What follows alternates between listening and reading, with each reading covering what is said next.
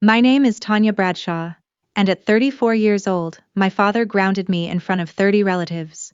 He raised his glass at his own anniversary party, told the whole room he was handing the family home down to my brother, and when I said one quiet sentence, he pointed at me like I was 9. The laughter is the part I still hear. I didn't shout. I didn't cry. I said one word, set down my glass, and walked upstairs. But here's what none of them knew that night, and what my father was about to learn the next morning, when he found my old room stripped empty, and our family lawyer came through the front door shaking. He believed he was passing down a legacy.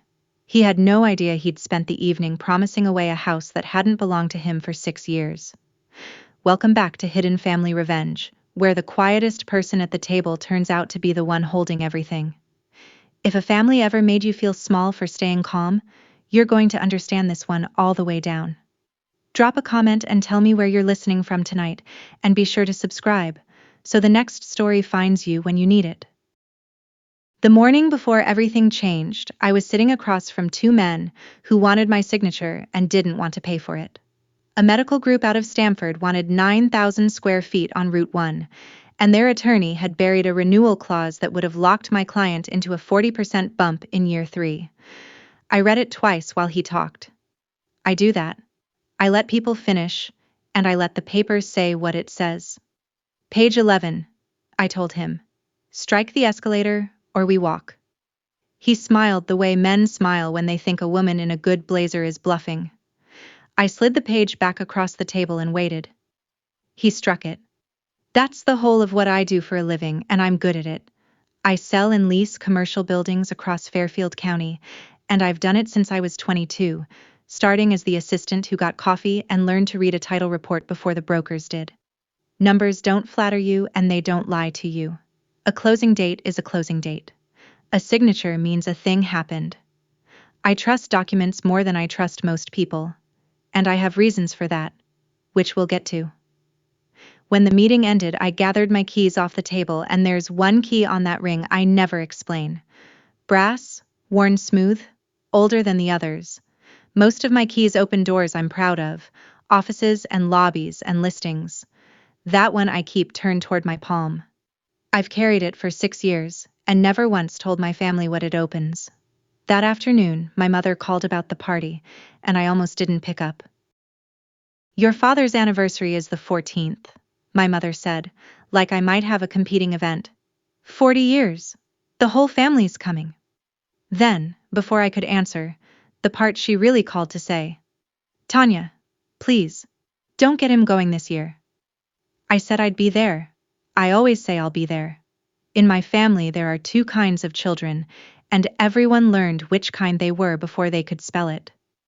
Brett was the son who could do no wrong, and I was the daughter who could do nothing right.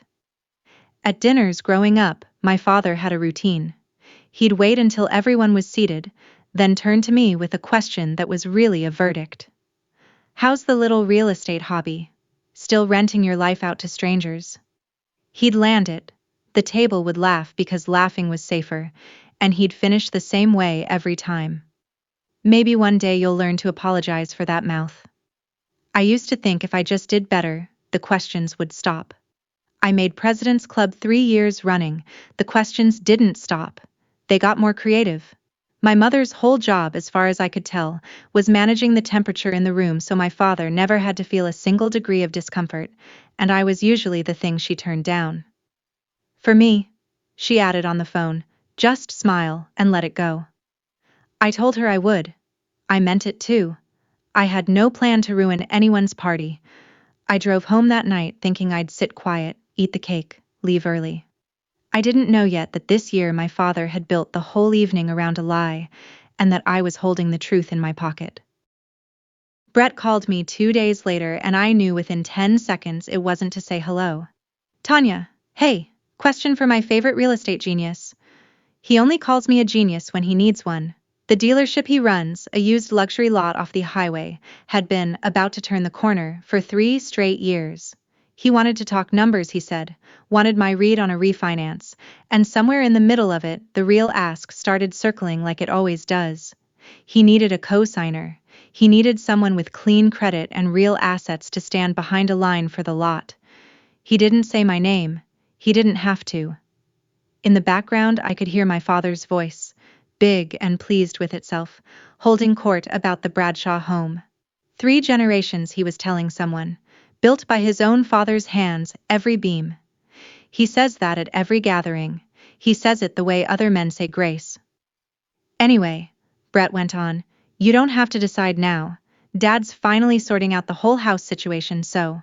He let it trail off, the way you do when you've said one word too many. House situation. I held the phone a little tighter. What house situation? I asked, light as I could. You know, Dad, Brett said, and changed the subject to his fantasy football team. I let him. But I sat there a long time after we hung up, looking at nothing, turning the phrase over. My father didn't have a house situation.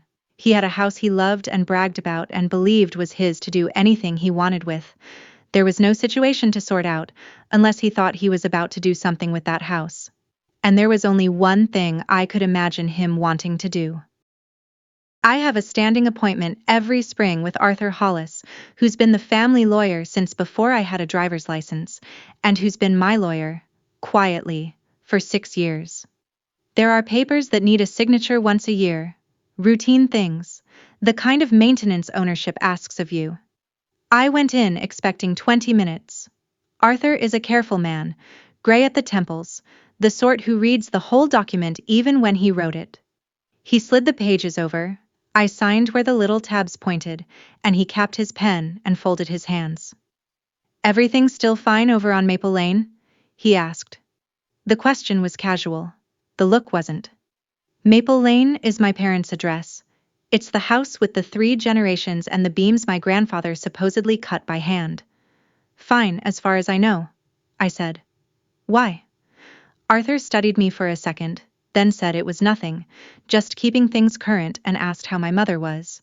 But he held my eyes one beat too long, the way he does when he's deciding whether to tell me something or wait for me to ask the right question. I didn't ask.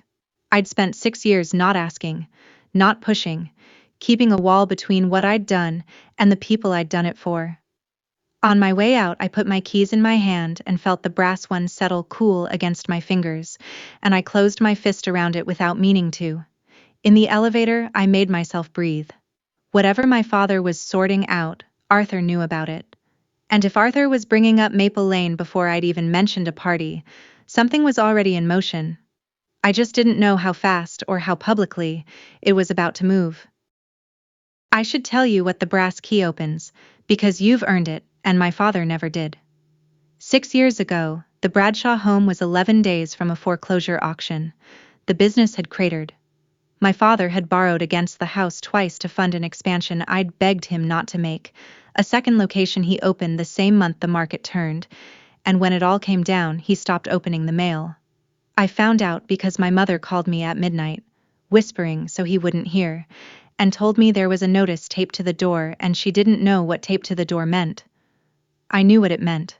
I was 28.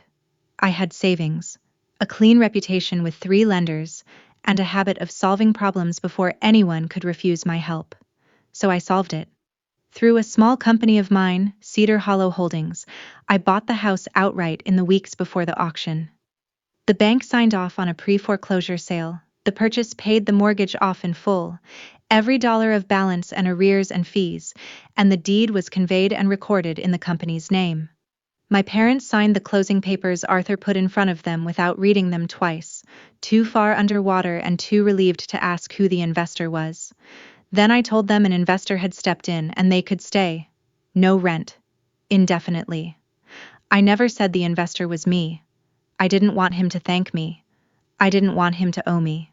More than anything, I didn't want him to have to look at his daughter every morning and remember that she was the reason he still had a roof, because I knew that math would curdle in him and come back out as cruelty. So I let him keep his story. He told himself he'd worked something out with the bank.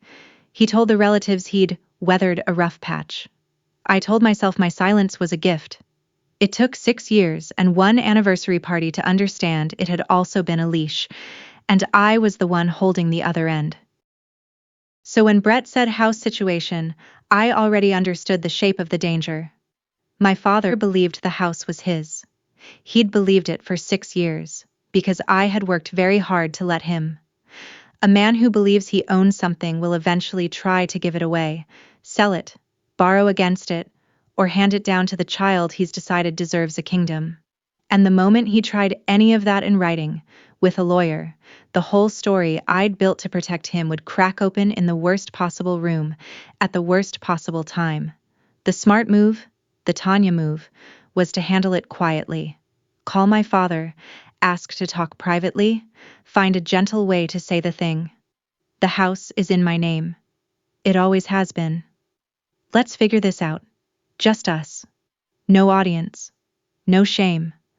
I drafted that conversation in my head a dozen times over the next week. I never made the call.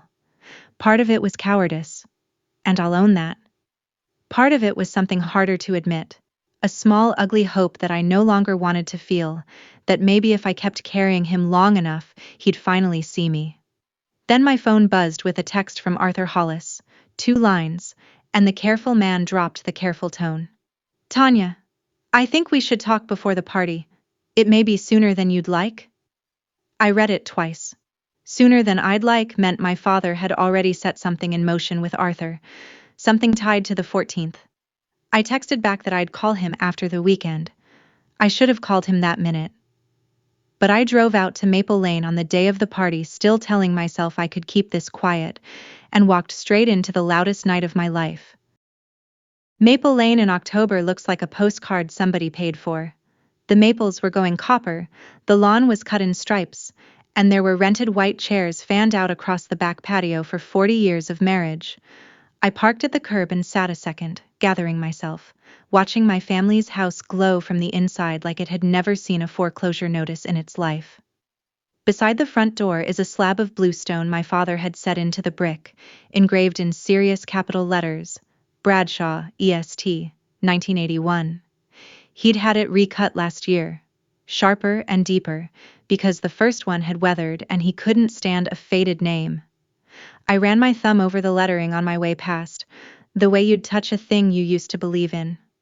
Funny, what a name on a house tells you. It tells you who's proud. It tells you nothing at all about whose name is on the deed. Inside, the grandfather clock in the front hall was ticking its heavy tick, the one my father swears his own father carried up from Pennsylvania, and the house smelled like my mother's cider and somebody's expensive perfume. Sloane, my brother's wife, was in the foyer holding her phone up at arm's length, narrating to it in a bright voice. And this, she was saying to her followers, sweeping the camera up the staircase, is going to be our forever home. She caught me watching and smiled with all her teeth. Tanya, you came. Like I was a weather event. I said hello, took the cider my mother pressed into my hands, and let the warmth of the room close over me. 40 years, 30 relatives, a name carved in stone by the door. And every single symbol of my father's legacy, I realized, was something he'd either borrowed, inherited, or never actually owned. The family ate early, before the wider crowd arrived. 12 of us crowded around the dining table my father runs like a small republic. He waited until the green beans were going around, then aimed. Tanya, you still selling other people's buildings? Or did you finally make something of your own? A couple of cousins laughed on cue. My mother's hand tightened on her napkin. The old me would have smiled and let it roll off, the way I'd promised her on the phone.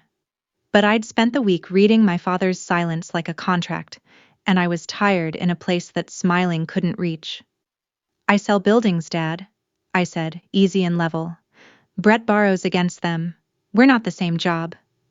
The table went quiet for a half second too long. Brett's fork stopped. My father's face did a thing I'd seen 1,000 times, the slow red climb up from the collar, but he didn't fire back. He just looked at me, surprised, like a dog that's been swatted by something it assumed was furniture. Then he laughed, short and hard, and turned to his brother to talk about the Giants, dismissing me by changing the channel. Across the table my mother mouthed 3 words at me. Please, not tonight. I gave her a small nod, because I love her in the complicated way you love the person who taught you to make yourself smaller. But under the table my hands were steady, and I noticed that. For the first time at that table, the heat in my face wasn't shame, it was something cooler and clearer, the feeling you get when you finally understand the terms of a deal you've been losing for years. I ate my green beans. I let him have the giants. And I waited to see what my father thought he was about to do with the house in front of everyone. Brett cornered me in the kitchen between dinner and the guests, scraping plates he had no intention of washing. Hey, about that cosign thing. He kept his voice low and his eyes on the sink. The lot needed $140,000 to refinance the floor plan, he said. The inventory loan and the credit union wanted a guarantor with assets. It's a formality, he said. You wouldn't pay a dime. It just sits there with your name on it. I've heard that sentence in a dozen deals, and it has never once been true. A signature that just sits there is a signature that owns you the day everything goes wrong. No, I said, not unkind, just done. I'm not going to do that, Brett. He set the plate down too hard. You know, Dad said you'd be like this. He turned, and there was something rehearsed in it, like he'd been handed his lines. He said you'll come around once you learn to apologize. To me. For that crack at dinner. For, I don't know. For the way you are. Learn to apologize. There it was again. The family's favorite verb. The thing I was perpetually failing to do. Apologize for what, exactly? I asked. Brett couldn't answer it. He never could, because the apology was never about a specific sin. It was about posture. They wanted me bent. He muttered something about me always thinking I was smarter than everyone, and pushed back out toward the noise. I stood at the sink for a minute with the water running over my hands. Through the window I could see the first headlights turning onto Maple Lane, the relatives arriving, a whole audience filing in. And somewhere out front my father was probably touching that bluestone again, telling someone about the beams, getting ready to give a speech I was starting to dread. I found him on the front step with 3 of my uncles, all holding beers, and he had his hand flat on the bluestone like a man swearing on a Bible. Recut it myself last spring, he was saying, cost me $400 and worth every penny. A name should be permanent. He saw me in the doorway and his chin came up.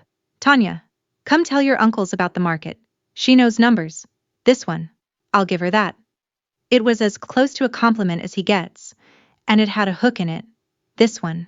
Like I was a clever pet. Then he patted the stone again and said the thing he'd clearly been saying all week. This house is going to Brett. Time to put the name where it belongs, on a man who'll keep the family together. My uncles nodded. One of them clapped Brett on the shoulder, and I stood there in the doorway holding the truth in my mouth like a stone of my own, knowing that the name carved in that blue stone and the name on the deed in Arthur Hollis's office were not the same name, and hadn't been for 6 years. He'd recut the stone. He'd never once checked the paper underneath it. I want to stop here for just a second because, if you've ever stood in a doorway holding a thing, you could say that would change a whole room, and chosen not to say it yet. You know that exact silence. I've lived in it for years. If you know it too, do me a favor and hit that subscribe button, because what happens next is the reason I finally stopped being quiet. I smiled at my uncles.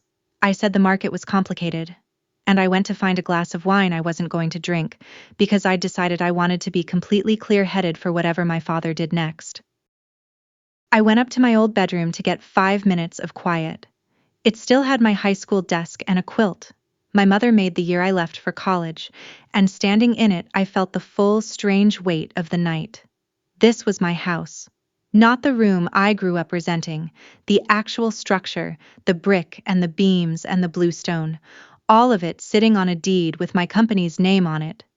And the man downstairs was at this moment promising it to my brother in front of 30 people. I took out my phone and started a text to Arthur. He's going to announce it tonight.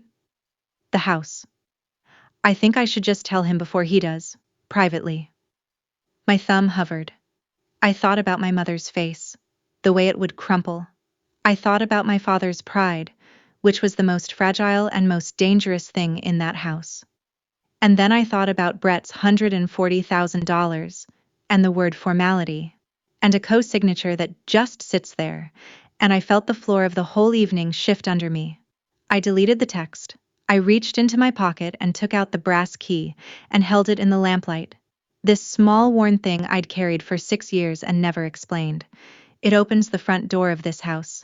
It's the owner's key. I'd had it cut the week I took the deed and never used it, because using it would have meant admitting what it was. I closed my hand around it. For 6 years that key had felt like a secret I was keeping to protect my father. Standing in my childhood room, listening to him give my house away through the floorboards, it finally felt like what it actually was. Mine. The whole thing. Mine. I need to back up half a day, because the thing that truly decided me happened that morning, before any guest arrived. Before the speech, before the grounding. I'd come out early to help my mother set up, and I came down to the kitchen at 6:30 for coffee, while the house was still dark and asleep. Or I thought it was asleep. The coffee maker was already gurgling. There were voices coming from the dining room, low, the careful kind of low people use when they think no one's awake to hear. My father, my mother, Brett. I stopped in the hallway with an empty mug in my hand, close enough to the doorway that I could hear every word through the gap, far enough that the dark hid me. I want to be precise about what this was, because it matters. I didn't record it. I didn't creep closer or hold my breath against a wall. I just stood in my own family's hallway at dawn, holding a coffee mug, and listened to the three of them lay out a plan I was never supposed to know. And what I heard in the next 90 seconds did more than make me angry. It rearranged something. It took the soft, hopeful, 6 years patient part of me, the part that still believed if I gave enough, I'd eventually be loved correctly, and it set that part down gently and walked it out of the house. By the time the coffee maker beeped, I was a different person than the one who'd come down the stairs. Let me tell you exactly what they said, standing in that dining room, certain they were alone. Once it's in Brett's name, my father was saying, he takes a home equity line against it. The house is worth what now? $650? He pulls 150, easy, drops it straight into the lot. Brett's voice, eager. And the rest for the wedding? Sloane's mother's already booked the venue. My mother, quieter, a little worried. And Tanya? A pause, the clink of a spoon. Then my father, and I'll remember the exact shape of it as long as I live, said it slow and satisfied, like he'd thought it through and liked the plan. She'll apologize to her brother first, then she'll learn her place. After that, she'll co-sign whatever we put in front of her. She always does. She acts hard, but she folds. She just needs to be reminded she's not the favorite and never was. Nobody argued. My mother didn't argue. That was the part that closed the door. She just said, "Don't make a scene at the party, Gordon." And my father said, "I'll make exactly the scene I want to make in my own house." His house. They were going to give away my house, pull $150,000 out of it for a failing car lot, and a venue Sloane's mother liked, and then walk me out in front of the whole family until I was soft enough to guarantee the loan that would put my own property at risk. The arithmetic of it was almost beautiful. Every piece depended on me being exactly who they'd trained me to be, quiet, useful, ashamed, and grateful for scraps. I set my empty mug on the hall table without a sound. I didn't feel like crying, and I didn't feel like screaming. I felt the way I feel when I finally find the buried clause in a contract, the one that changes everything, the one the other side hoped I'd never read. I'd found it. Now I just had to decide what to do with it. I went back upstairs and sat on the edge of my old bed and made one decision that unmade 20 years of habit. I was not going to save them this time. Not from the foreclosure they'd already forgotten. Not from the loan that would bury Brett. Not from the scene my father was so excited to make. For 6 years I'd stood between this family and every consequence it earned, and all it had bought me was a plan to use my silence as a crowbar. So I stopped holding the door. I texted Arthur Hollis and I kept it short, because Arthur and I understand each other in short sentences. If he tries to convey the house, or announces it tonight, I want the truth on the table tomorrow morning, in writing. And I want the termination notice drafted and ready, just in case. 3 dots. Then his reply. You're certain? This can't be unsaid. I looked at the quilt and the high school desk and the brass key in my palm. I'm certain, I wrote. Then I did the second thing. The thing that mattered more than the text. I packed. Quietly, methodically, the way I do everything. I folded the clothes I kept here for visits and zipped them into my bag. I took my few books off the shelf. I stripped the bed and folded the quilt my mother made into a neat square at the foot of the mattress, because I wanted the room to be unmistakable in the morning, not messy, not angry, just empty. I wasn't going to ruin anyone's anniversary. I decided that too. I was just going to stop pretending the house I'd be standing in all night was theirs to give away. Then I washed my face, put on my good blazer, and went down to be a guest at my father's party. By 7, the house was full. 30-some relatives, the rented chairs filled, kids chasing each other through the legs of adults, my father in a navy blazer accepting congratulations like a man receiving tribute. I got the full tour of being a 34-year-old single woman at a family party. An aunt asked, twice, whether I was seeing anyone special. A cousin's husband explained the stock market to me. Sloane found me by the dessert table and showed me her phone, a glowing little video of the staircase.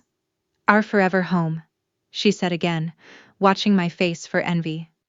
Brett and I are thinking spring for the renovation. I told her the staircase was beautiful, which was true, because I'd had the treads refinished myself 3 years ago and never mentioned it. The grandfather clock chimed the half-hour, that deep brass note that fills the whole front hall, and my father raised his voice over it.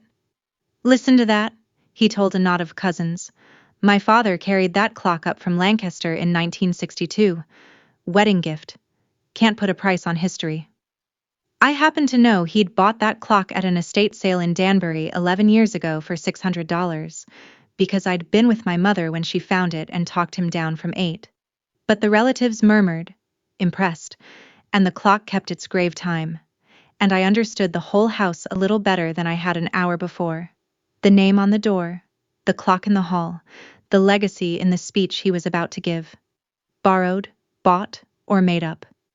Every monument my father had built to himself rested on a story, and the only thing in that house that rested on paper was a deed with my name on it, folded in a lawyer's office across the county. Arthur Hollis came at 8, in a gray suit, carrying nothing but a small leather folio, and the sight of him steadied me the way a tax document steadies me. He found me near the back doors and tipped his head toward the porch. We stepped out into the cold. I came because you should have a friendly face here tonight, he said, and because I want you certain before anything happens that can't be walked back. He told me plainly where things stood. The deed was clean and recorded. Cedar Hollow Holdings, my company, sole owner, 6 years on record. My parents were, in the eyes of the law, occupants at the sufferance of the owner, which was a very polite phrase for tenants who could be asked to leave with proper notice. He'd drafted that notice. It sat in his folio, unsigned. He'd also brought a certified copy of the deed. But Tanya, he said, and lowered his voice, if your father stands up in front of these people tonight and announces he's giving this house to your brother, he is making a representation that is false. In front of 30 witnesses. If they act on it, if Brett borrows against a house he doesn't own, that's not just embarrassing. That's exposure. For all of them. I asked what he wanted me to do. He thought about it, looking out at the cold yard and the rented chairs. Nothing, he said finally. Tonight. Nothing. Not here, not in front of 30 relatives and a phone camera. If you correct him at his own party, you hand him the fight he wants in the one room where he always wins, and you become the daughter who ruined the anniversary. So let him talk. Let him finish. He looked at me. A man digging a hole works faster when no one tries to take the shovel. Then his face went serious. But hear me on this. A speech is just talk. And talk we can let go. The day he tries to make it real, to sign something, to actually move that house, The silence is over and we move the same hour. Quietly, in writing, on our terms, not his. I said all right. He went back inside to get a drink he wasn't going to finish either. My father gave his speech at 9, with a champagne flute and the grandfather clock behind him like a witness he'd hired. He talked about 40 years of marriage and he was good at it, I'll give him that. Warm and funny, getting the aunts misty. He thanked my mother for putting up with a stubborn man, and everyone laughed and she pressed a knuckle to the corner of her eye. Then his voice changed, dropped into the gravel he uses for important things, and he set his free hand on the back of a chair like a man steadying himself for history. Some of you know this house has been in our family a long time, he said. 3 generations. My father built it. And a house like this, it isn't just property. It's the family. It's who we are. He let that sit. So tonight, on this anniversary, Carol and I want to make something known. When the time comes, this house, the Bradshaw home, is going to my son, to Brett. Because Brett is the one who will keep this family together, who understands what a legacy means. Applause broke out, warm and easy. My uncles raised glasses. Sloane had her phone up over her head, filming the whole thing, and Brett stood there flushing with a pleasure so naked it was almost hard to watch. My mother smiled and looked at her shoes, and I stood at the edge of the room with my untouched wine and did exactly what Arthur told me to do. Nothing. I didn't correct him. I didn't roll my eyes. I let my father stand in the house he didn't own and promise it, on the record, in front of every relative who mattered, with a camera running. I want you to understand, that applause was the sound of him picking up the shovel. I just stood quietly at the edge of the hole and let him dig. It was Brett who turned a speech into a scene, the way he turns everything into a scene eventually. He'd had a few, and the applause had gone to his head, and on his way to refill his glass he stopped near me and decided to perform. And here she is, he announced, loud enough to pull eyes our way. My big sister. Sells houses to strangers for a living but can't hold on to a man or a clue. A few people laughed, the uncomfortable kind, because Brett's the favorite and you laugh at the favorite's jokes. He grinned, encouraged. Maybe someday Dad'll leave you the garage. More laughter. He was waiting for me to flush, to go quiet, to take it like I always took it. I set my wine down on the side table. I do sell houses, Brett, I said, and I kept my voice pleasant and clear, no edge to grab. That's probably why I can tell the difference between owning one and borrowing against one. The laughter cut off. Brett blinked. What's that supposed to mean? It means $140,000 of inventory loan doesn't refinance itself, I said. And it means you should be careful what you let people promise you in front of a crowd. It wasn't loud. It wasn't even cruel. It was just true. And true landed in that room like a dropped plate. Sloane's smile froze. An aunt looked at Brett, then at me, then back.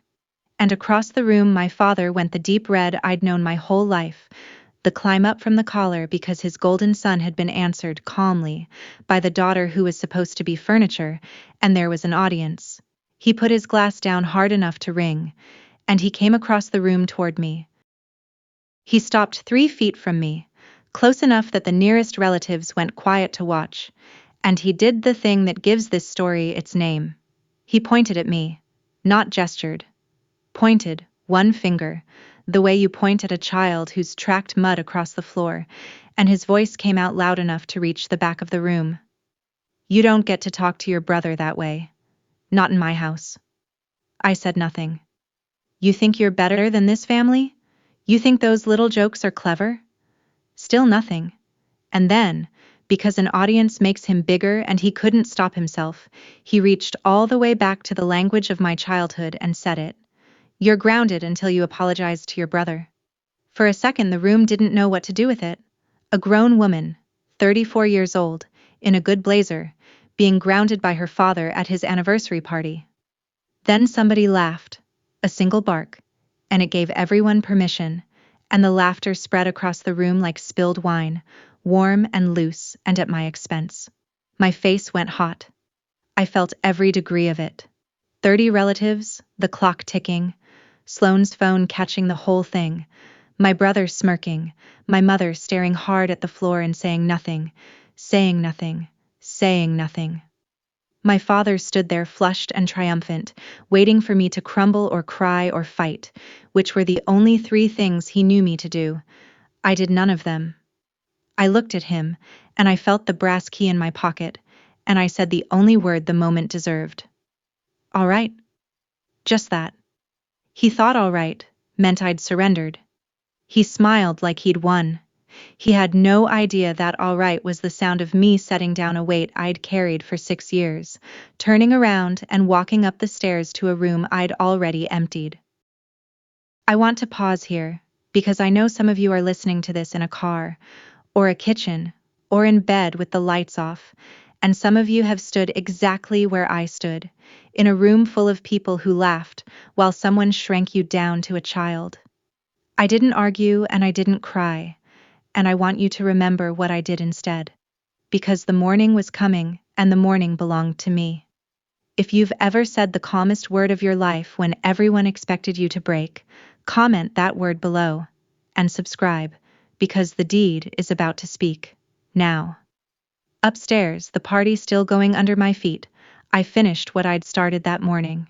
The room was already mostly empty, the bed already stripped, the quilt already folded in its neat square. I zipped my bag. I looked around at the desk and the bare shelves, and the rectangle of unfaded paint where a poster used to hang, and I felt, against all odds, light. Then I took the brass key out of my pocket, the owner's key I'd carried 6 years and never used, and I did something with it I'd never done. I set it down. Not mine. The spare house key from the hook in the kitchen, the one my parents kept for me, the guest key. I set that one on the nightstand where they'd find it. The brass one, the real one, I kept. I put it back in my pocket and felt it settle warm against my hip. Then I texted Arthur Hollis one line. He announced it, in front of everyone, on camera. Send it in the morning, in person. 3 dots. Then. I'll be there at 9. I carried my bag down the back stairs and out to my car, and I drove home, and I slept better than I had in years. My father called Arthur Hollis at 8 the next morning. I know the time because Arthur told me after, and because my father was the kind of man who'd start a victory before breakfast. He was riding high. The party had gone exactly the way he wanted. His daughter had been put in her place in front of everyone. The family had applauded his legacy, and now it was time to make the legacy official. So he called his lawyer from the kitchen, with my mother pouring coffee a few feet away, and he didn't ask. He ordered. Arthur, draw up the papers. I want the house in Brett's name. Today, if you can manage it. Arthur, on the other end, went very quiet. He's described that silence to me since the half-second where he held the truth in his hand and decided how to hold it. Because Arthur knew. Arthur had known for 6 years. He'd recorded the deed himself. And here was Gordon Bradshaw, ordering him to transfer a property that belonged to Gordon's daughter in writing, today. My father took the silence for hesitation and bulldozed on. It's not complicated, Arthur. It's my house. I just want my son's name on it. And Arthur Hollis, who had spent 30 years being the careful man who never raised his voice, said 6 words and hung up. Gordon, don't sign anything. I'm coming. He didn't explain. He didn't soften it. He grabbed the leather folio off his desk, the one with the certified deed and the unsigned notice, got in his car, and drove out to Maple Lane faster than a man his age should drive. Meanwhile, in that kitchen, my father set down the phone, a little puzzled by the click, and turned to find me sitting at his table. I'd come back at 8:30. I wanted to be there. He looked genuinely pleased to see me, which tells you everything about how the night had landed for him. To my father, I'd come back the way I always came back. Chastened. Ready to apologize. Ready to be useful again. He poured himself coffee and leaned against the counter and looked at me sitting there in my coat, my hands wrapped around a mug I'd helped myself to, and he gave me a slow, satisfied smile. The smile of a man who believes the world has just confirmed his opinion of himself. Well, he said, Look who came back. I didn't answer. My mother stood very still by the sink. Finally learned your place? He said. There it was. The second sentence that built this story. The bookend to the first. You're grounded until you apologize to your brother. And now, the morning after, finally learned your place. He said it the way he says everything that's cruel. Lightly. Almost fondly. Like it was just a bit of family teasing and I was the one with the problem if it stung. I set my mug down on the table, slow and quiet, and I looked at him. I had a whole answer to that question. I'd find out my place soon enough, and so would he, and it was a place he'd never once thought to check. But I didn't say it yet. Arthur had told me to let my father finish digging, and my father wasn't quite finished. So I held the answer, and I let the silence stretch, and my father, never able to stand a silence he didn't fill, frowned and pushed off the counter and decided to go make sure his point had landed. He decided to go check my room. I heard him go up the stairs, heavy and certain, still writing last night. I heard the door of my old room open. Then I heard the certainty go out of his footsteps. He came back down slower than he went up. He stood in the kitchen doorway holding the guest key I'd left on the nightstand, turning it over in his fingers, and for the first time that morning the smile was gone. Where are your things? He said. It wasn't quite a question. Tanya, why is your room empty? My mother had stopped moving entirely. I moved them, I said. When? Last night. He stared at me, and I watched him try to fit the empty room into the story he'd told himself, the story where I came crawling back to apologize, and the pieces wouldn't go. You don't get to just leave, he said, and his voice climbed. This is a family. You don't pack up and sneak out of a family in the middle of the night like a tenant skipping rent. The word hung there. Tenant. He'd reached for an insult and grabbed, without knowing it, the exact legal word for what he was. My mother made a small sound, and before my father could decide what to do with the empty room and the guest key and the daughter sitting calmly at his table refusing to perform her part, the doorbell rang. Then it rang again, fast, twice more, the bell of a man who can't wait for it to be answered. My father went to the door because he's a man who always answers his own door, and he opened it, and Arthur Hollis stood on the step gray-faced with a folio in his hand. A few of the relatives had stayed the night, the ones who'd had too much champagne, my father's brother and his wife, 2 cousins, and they were drifting into the kitchen for coffee just as Arthur came through the door, so the room filled up fast, which is the only mercy the universe granted me that morning. An audience. Arthur didn't take his coat off. He didn't shake my father's hand. He stood in the front hall under the grandfather clock with his folio clutched against his chest, and his voice when it came out was shaking. This careful man. This man I'd never heard raise his voice in 30 years. Sir, he said. What have you done? My father's face went from confusion to anger in about a second, because nobody talks to Gordon Bradshaw that way in his own house. What are you talking about? I called you 20 minutes ago. I told you to put the house in Brett's name, that's all. What's gotten into you? What's gotten into me, Arthur said, is that last night you promised this house to your son in front of 30 people, and this morning you ordered me to sign it over for real. I held my tongue at your party, Gordon. I am not going to stand here and help you give away something that isn't yours to give. Arthur looked at him, and then he looked past him, at me, sitting at the table, and there was a question in it. May I? I gave him the smallest nod. The relatives were quiet now, sensing weather. Brett had appeared at the top of the stairs in yesterday's shirt, Sloane behind him with her phone, but not filming now, just holding it, watching. My mother had her back to the counter and both hands flat on it like she needed it to stand, and Arthur Hollis opened the folio and took out a single certified document, heavy paper, county seal, the kind of paper that doesn't care how loud you are, or how proud, and he laid it down on the dining room table. On the exact table where my father had carved me up at 100 family dinners. He smoothed it flat with one hand. Gordon, he said, gently now, the anger gone, only the truth left. You can't give Brett this house. It isn't yours. It hasn't been yours for 6 years. For a moment, nobody breathed. My father looked down at the document on the table, then up at Arthur, then around at the relatives, with the expression of a man who's been told the floor isn't real. What is this? He said. What is this? Arthur put one finger on the page. This is the deed to this property, recorded 6 years ago. The owner of record is Cedar Hollow Holdings, LLC.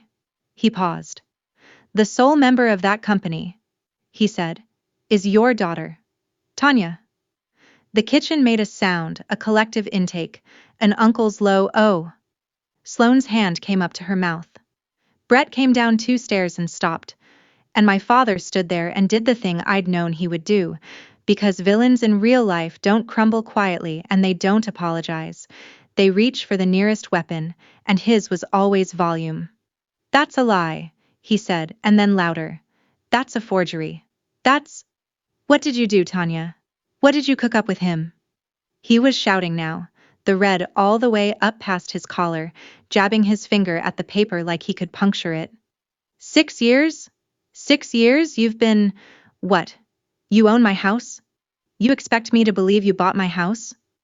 And here is the part I'd been waiting for, the part Arthur told me to let him reach on his own. I didn't shout. I didn't even stand up. I kept my hands around my coffee and my voice low and level, the voice I use when a deal is already won and everyone just needs to catch up to the paper. You didn't lose the house 6 years ago, Dad, I said. It was 11 days from auction. Mom called me at midnight. You'd stopped opening the mail. The kitchen was dead silent now. I bought the house before it ever went to auction. I paid the bank every dollar it was owed, and the deed was put in the company's name. And then I told you an investor had worked something out because I thought, if I just kept that one thing from you, you'd never have to know how close you came. I looked at him. I bought your house so you'd never have to feel what you just felt. You're welcome. My father did not say thank you. I didn't expect him to. What he did was move through the whole catalog of a cornered man in about 90 seconds, and I watched it the way you watch weather you've predicted. First he kept denying, sputtering about forgeries and tricks, until Arthur quietly pointed out that the county records were public and he was welcome to look them up on his phone. Then he switched to attack, wheeling on me. You did this to humiliate me. You waited. You waited for my anniversary, in front of everyone. You planned this. Which was rich, coming from the man who'd planned a public grounding to soften me up for a co-signature. But I let it go by. Then, when attack didn't land, he reached for the oldest tool in the box, the one that had worked on me my whole life. Self-pity. After everything I did for you, he said, and his voice cracked, real or performed, I genuinely couldn't tell anymore. I gave you a home. I gave you a name. And this is what you do to your father. And there, by the counter, my mother finally spoke. She'd been silent through all of it. The speech, the grounding, the mourning, silent the way she's been silent my whole life. But now she looked at me, and her eyes were wet, and she said, very quietly, Tanya, I knew. I always knew. For 1 second the whole room tilted towards something like grace. Then she turned and put her hand on my father's arm and said, Gordon, sit down before you make yourself sick. And just like that she chose him, the way she'd chosen him for 40 years, and the second passed. It was the closest thing to an apology I got from either of them, and it wasn't one. My father sat down heavily in his chair, and I stood up finally, and I answered the question he'd asked me an hour before. You asked if I'd finally learned my place, I said. I have. It's right here. On the deed. Here's the part people always expect to be the sweetest, and it wasn't, and I'm glad it wasn't. They expect me to throw them out, to stand in the doorway of the house I owned and tell my father to get off my property, to feel the lever finally in my own hand and pull it. I thought about it. I'd be lying if I said I didn't think about it for one warm, ugly second, but I didn't drive out there that morning to take a house. I drove out there to stop being the family's emergency fund and silent partner and favorite thing to humiliate, And you don't accomplish that by becoming cruel. You accomplish it with terms. So I had Arthur lay it out, plainly, the way I'd lay out a deal. You can stay, I said. I'm not putting my parents on the street. But it stops being a story you tell and starts being a real arrangement. Option 1, you rent this house from me on a written lease, at a fair number, well under market, in writing, like adults. Option 2, if you want it to truly be yours, you buy it from me at appraised value, and Brett can co-sign that loan if he's so eager to put his name on this house. Brett, at the bottom of the stairs, found something fascinating about his shoes. And there's one condition either way, I said, and I let it land. The lease runs month to month. No one at this table gets grounded, mocked, or made small again. Not me, not anyone. The next time it happens, I give notice the legal way, the lease ends on schedule, and the offer to buy goes with it. Arthur took the unsigned notice out of the folio and set it on the table, next to the deed, so they understood it was real and ready. I'm not taking your home, I told my father, who wouldn't look at me. I'm just taking my name off the list of people you get to humiliate for free. Then I picked up my coffee, finished it, and reached into my pocket for my keys. I walked out the front door alone. Nobody followed me, which was its own kind of answer, and which I found I didn't mind. Behind me, the kitchen had gone into the low, frantic murmur of a family rearranging its entire understanding of itself. My uncle asking questions, Sloane already on her phone deleting things, my father not saying a word. On my way out, I passed the bluestone by the door. Bradshaw, EST 1981, recut last spring for $400 because a name should be permanent. I stopped and looked at it for a second in the cold morning light. I could have taken it. It was mine, technically, the stone and the brick it was set into, and every beam behind it. I didn't. I left the name right where it was, because the name was never the thing that mattered. Anyone can carve a name in stone. The question is always, only, whose name is on the paper. And everyone in that house knew the answer now.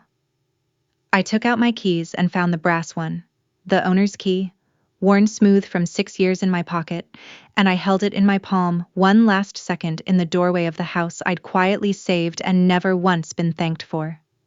Then I put it away, and I walked to my car, and I did not look back at the window where I knew my mother was standing. The night before, my father had told a room full of people I was grounded until I apologized. I'd said one word. All right. Standing in that doorway the next morning, in the cold, with my own house at my back, it finally was. They took the lease. Of course they took the lease. It was the kindest deal they'd ever been offered, and the first one that was honest. My parents signed a month-to-month lease with Cedar Hollow Holdings, at a fair monthly number, well under what the house would fetch, and for the first time in 6 years the arrangement matched the truth. The home equity plan died the moment it met reality, because you can't borrow against a house you don't own, and Brett's lot, with no rescue coming and no cosigner to bleed dry, closed for good before spring. The golden child, it turns out, only shines as long as someone's holding the light. When I stopped, he dimmed fast. Sloane deleted every video of the forever home. I checked, a little pettily, and they were all gone. The relatives sorted themselves the way relatives do. Some quietly proud of me, a few certain I'd